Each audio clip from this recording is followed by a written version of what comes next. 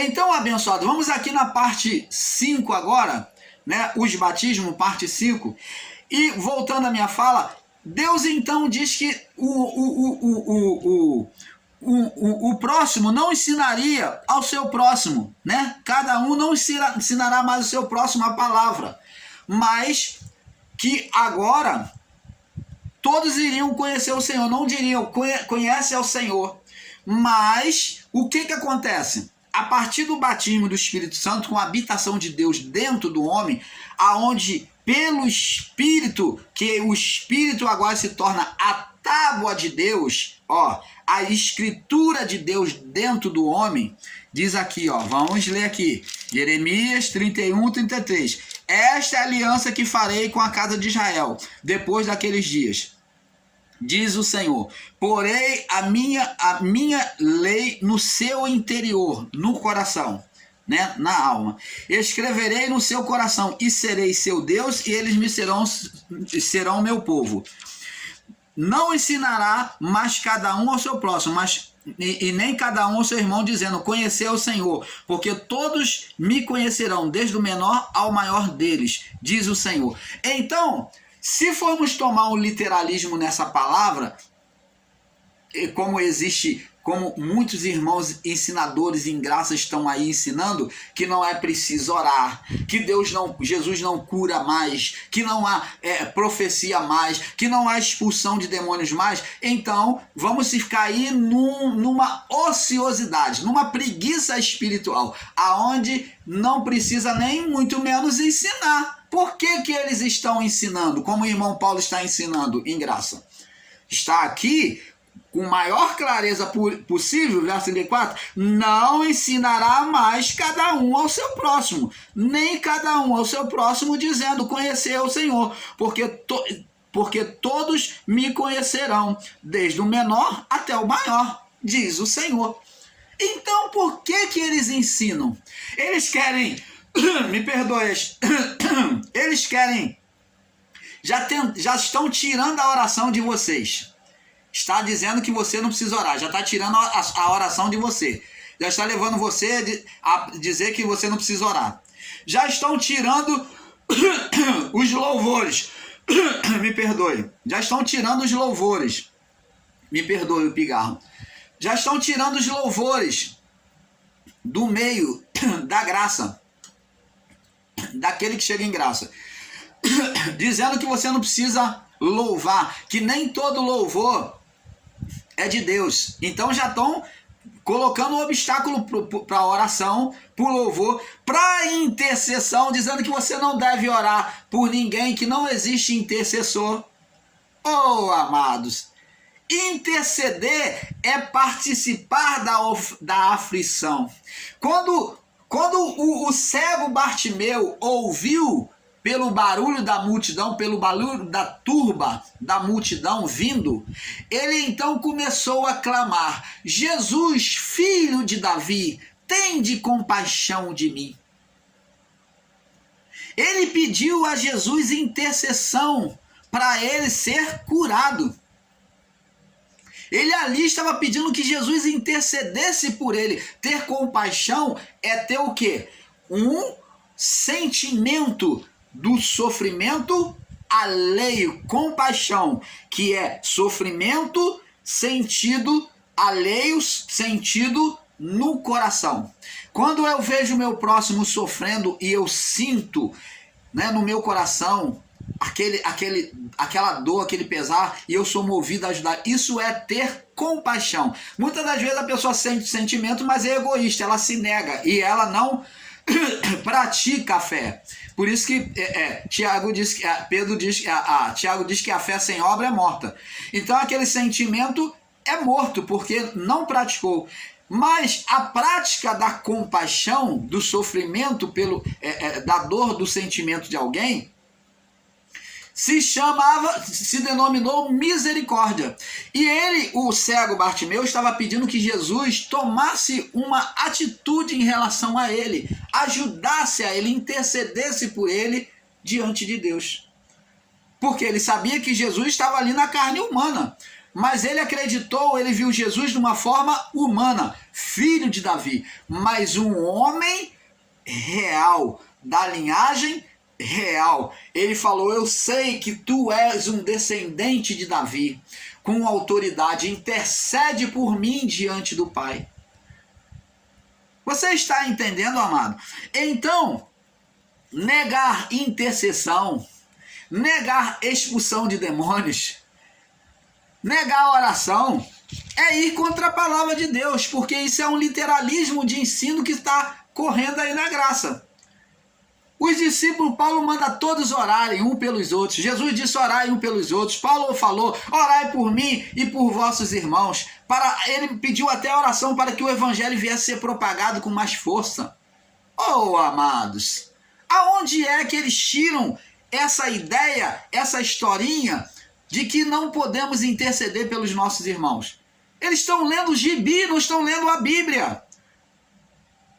Apesar de estar lá escrito Bíblia Sagrada, mas eles estão lendo gibi. Parece que estão lendo como leem gibi, porque estão indo contra umas verdades escritas. Agora, o literalismo, eles não aplicam a ele aqui nessa palavra, no verso 34. Por que eles estão ensinando, já que não precisa orar? Por que eles estão ensinando, já que não precisa interceder? Eles dizem: não, porque o Espírito Santo já está dentro de nós. Verdade. Mas o que acontece? Aqui, o que a palavra está dizendo é que independente, canal Luzes da Graça, trazendo iluminação perfeita da palavra do Pai a você, e não conjectura. Aqui está dizendo que independente de ter um homem de Deus ou uma mulher de Deus em qualquer lugar, ou não, de ter uma Bíblia ou não, todos os homens teriam consciência do que era certo e do que é errado, de que o Espírito Santo manifestaria o que é bom, o que é mal para Deus. O Espírito falaria ao coração, traria a educação espiritual àquelas almas. É isto que a palavra está dizendo, que não seria dependente do homem. Quando diz que não ensinará mais cada um ao seu próximo, está dizendo que não dependeria. Você quer um exemplo? Eu não estou aqui para fazer conjectura, eu mostro verdade. Nós, junto ao canal Yahushua Reina para Sempre, mostrando verdade, não conjectura. Você quer um exemplo? Quantas pessoas, se você for falar que somente as que recebem a palavra que vocês ensinam ou que nós ensinamos é que tem a manifestação do reino na vida dela ou que seria salva? Então, diz para mim aí sobre aquela pessoa que é indígena, que já tem a sua cultura lá e que não entende aquilo que nós falamos. Mas ela é indígena, ela tem um costume, mas dentro dela, o Espírito que foi derramado sobre a criação, ele dá o conceito de justiça, de certo e errado, do que é a vontade de Deus, de fazer aquilo que é o bem. Quantas pessoas são analfabetas, que nunca receberam, que jamais recebeu a palavra, mas ela ouvia a voz do Senhor. Oh, aleluia, glória a Deus. Ela ouvia Deus falar ao seu coração. Ela via Deus se mostrar para ela por sonhos, por revelações. São analfabetas, totalmente ignorantes, mas o Espírito estava lá e falava com ela. Louvado seja o nosso Pai Criador. É esta a revelação dita sobre esta palavra de Isaías 31, verso 34.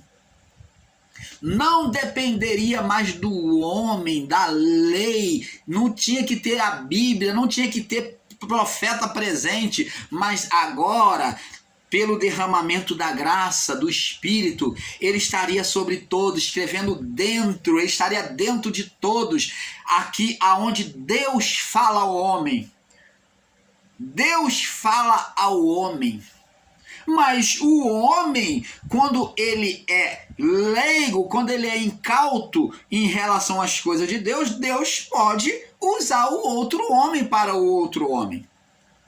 Isso não podemos literalizar e dizer que acabou a revelação, que acabou a cura, que acabou a intercessão. Não. Deus pode usar. Deus usa. Mas quando a pessoa já é crescida na fé, ela já está comendo carne, ela não tem mais necessidade de recorrer aos outros. Não tem. Porque o próprio Espírito conduz ela às verdades de Deus. Você está entendendo, amado? Então, abençoado, não vamos fazer uma literalização.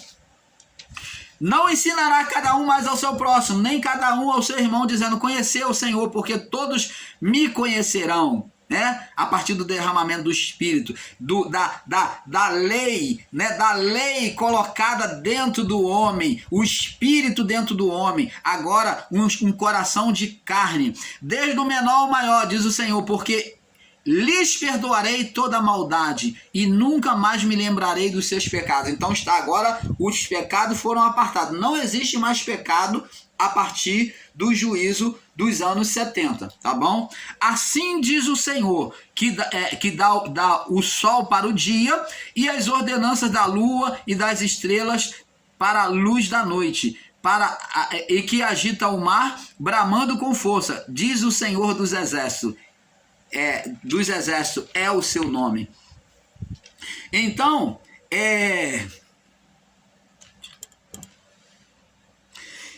vê-se aí, abençoados, vê-se aí que agora, na nova manifestação de Deus, quando João vem trazendo agora o batismo pelas águas. O batismo pelas águas não foi de Jesus. Jesus nunca batizou ninguém, eu torno a falar. Quem batizava foi João. O batismo foi chamado batismo nas águas, foi chamado batismo de João. Quando os discípulos recebem algumas pessoas para o batismo, eles falam, foste batizado com o batismo de João? Então o batismo foi chamado batismo de João. Então, amado, o dilúvio, resumindo aqui, o dilúvio, que foi uma forma de juízo, onde antes de vir o dilúvio, veio o convite a entrar na arca. Então, o dilúvio, antes de vir o dilúvio, veio a voz de Noé convidando a entrar na arca. A voz de Noé era a representação da voz de Deus. Então, Noé aqui faz a representação de Deus. Deus convidando o povo a entrar na arca. Quem era essa arca agora, no período de João? João fez a representação de Noé, da voz de Deus.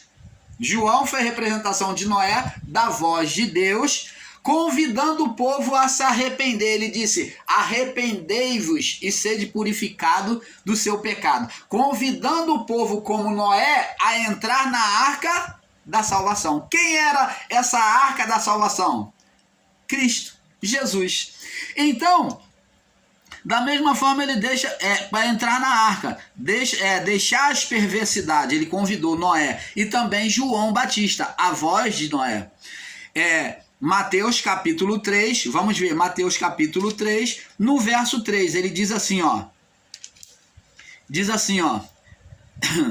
Porque é anunciado pelo profeta Isaías que diz, vós que clama no deserto, preparai o caminho do Senhor e endireitai as suas veredas. Então, ele foi a voz como de Noé a entrar na salvação de Deus. Agora, no período da luz, na manifestação do novo mundo que estava acontecendo. Agora, com o entendimento, vemos que a mesma imagem ocorrida no mundo histórico de Noé fez imagem no ministério de João, onde João fez a imagem de Noé, convidando as pessoas a entrar na arca, que era Jesus. Veja que é imagem sobre imagem. Vemos que no encontro de Jesus com João Batista está sendo apresentado um novo mundo. Um novo mundo. Agora vem nos mostrar, agora vem nos mostrar mais nítido os acontecimentos em Levítico 17. Então vamos agora para Levítico 17. Levítico capítulo 17. Foi a representação do que viria. A representação do que viria. Levítico 17. Vamos ver aqui.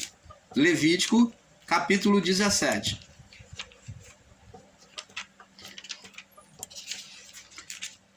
Levítico 16, aliás. Levítico 16.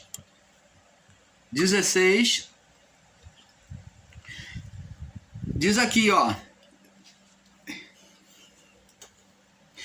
Vamos ler do 16, 11. Vamos ler aqui. E Arão fará chegar o novilho da expiação, e será por ele, e fará expiação por si e pela sua casa. Então o sacerdote Arão tinha que se purificar primeiro para oferecer o sacrifício ao Senhor. Não podia ele oferecer sem estar preparado, né, purificado. E tomará também o incensário cheio de brasas de fogo do altar de diante do Senhor, e os seus punhos cheios de incenso aromático moído, e levará para dentro do véu. E porá o incenso sobre o fogo perante o Senhor, e a nuvem do incenso cobrirá o propiciatório que está sobre o testemunho, para que não morra.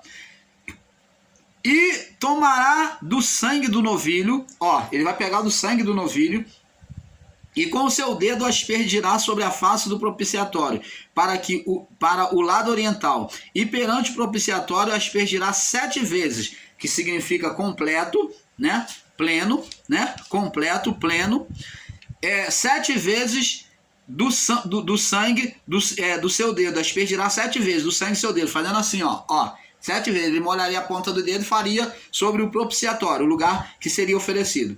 Depois degolará o bode. Ora, vamos observar aqui, que aqui fala de um cordeiro, um novilho, né? Um novilho,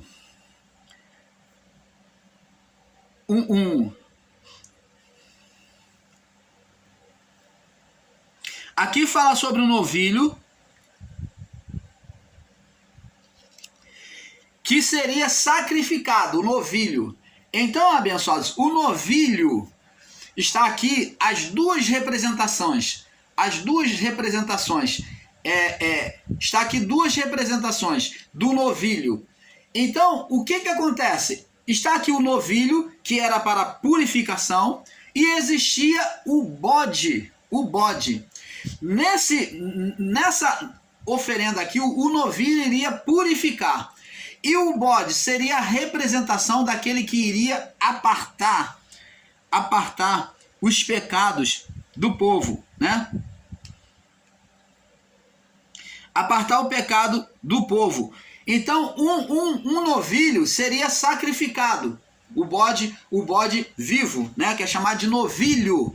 O bode vivo, que era um bode novo, que é novilho, que é um bode novo, sem mancha, sem pecado, sem defeito, ele seria sacrificado para purificar. E o outro bode é que iria apartar os pecados, que esse bode agora vem fazer a representação agora de Cristo. Cristo fez a representação, vamos voltar lá no livro de Mateus, né? Para daqui a pouco nós saltarmos para o próximo vídeo. Cristo fez a representação. Quando João viu ele, diz aqui, ó. Diz aqui, Cristo, Mateus capítulo 3, né? E João, quando viu ele, diz assim: eis o Cordeiro de Deus que tira o pecado do mundo. Então Jesus foi colocado como novilho, como cordeiro, perfeito, mostrando a imagem interior de Jesus. Agora então veio Jesus da Galileia, Mateus 3,13, ter com João, né, ao Jordão, sendo para ser batizado por ele. Então ele veio cumprir a palavra, a justiça de Deus. Mas João opunha-se, lhe faz oposição, dizendo: eu aqui preciso, eu que careço ser batizado por ti, e vens tu a mim? Jesus, porém, respondendo, disse: deixa por agora, porque assim nos convém. Você está aqui para cumprir a justiça, a palavra, e eu também. Nos convém cumprir a justiça de meu Pai. Nos convém cumprir toda a justiça. E então ele permitiu. Verso 16: e sendo batizado, Ó, o cordeiro sendo levado à água, que era o costume, era a ordem sacerdotal, o cordeiro tinha que ser lavado em água limpa. Jesus, como era o cordeiro, foi lavado, né, no batismo de João, manifestando a justiça, sendo provado, o cordeiro estava sendo provado pelas águas, mostrando, sendo coberto pela justiça. Então, sendo batizado, logo saiu da água, e eis que lhe abriram os céus. Agora vamos ver a imagem noélica, como já falamos, a imagem noélica que aonde após o juízo, né, que houve, agora vem Noé no novo mundo. Jesus está demonstrando aqui que está trazendo uma nova criação. Uma nova criação. É feita a representação de João como Noé, lembrando a nós dos mesmos fatos que aconteceu com Noé. João está representando como imagem, né, a voz de Deus clamando a entrar na arca da salvação, que é Cristo. Arrependei-vos e sede batizado. Apontou Jesus como cordeiro, e agora, numa representação que vai mudar agora, quando Jesus cumpre a justiça, se deixa ser batizado, agora ele é representado agora por no livro do Evangelho de João como a pomba vindo, que traz a esperança. Ele está demonstrando uma manifestação espiritual dos céus. Jesus representado como aquele que traz uma nova criação, focalizando também ainda sobre o mundo noélico. Opa, canal Luzes da Graça, trazendo a revelação do Pai de forma perfeita e gloriosa a vocês.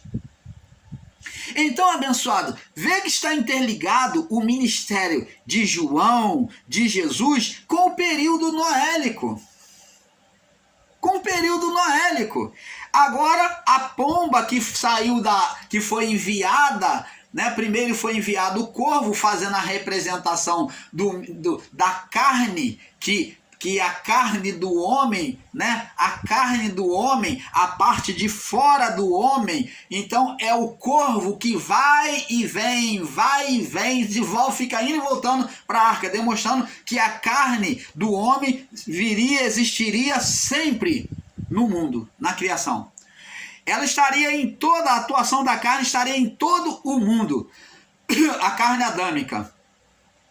E a pomba é a natureza interior do homem, que em Cristo é a representação do Espírito Santo, que é a representação do Espírito em nós, que ela é o Espírito demonstrando, a pomba representando Cristo, dizendo que ela iria voltar, aonde Noé solta ela e ela vai e volta, não encontra lugar para pousar e volta, demonstrando um período de tempo, 7 dias, um período de tempo completo, que é o tempo de morte e ressurreição de Jesus.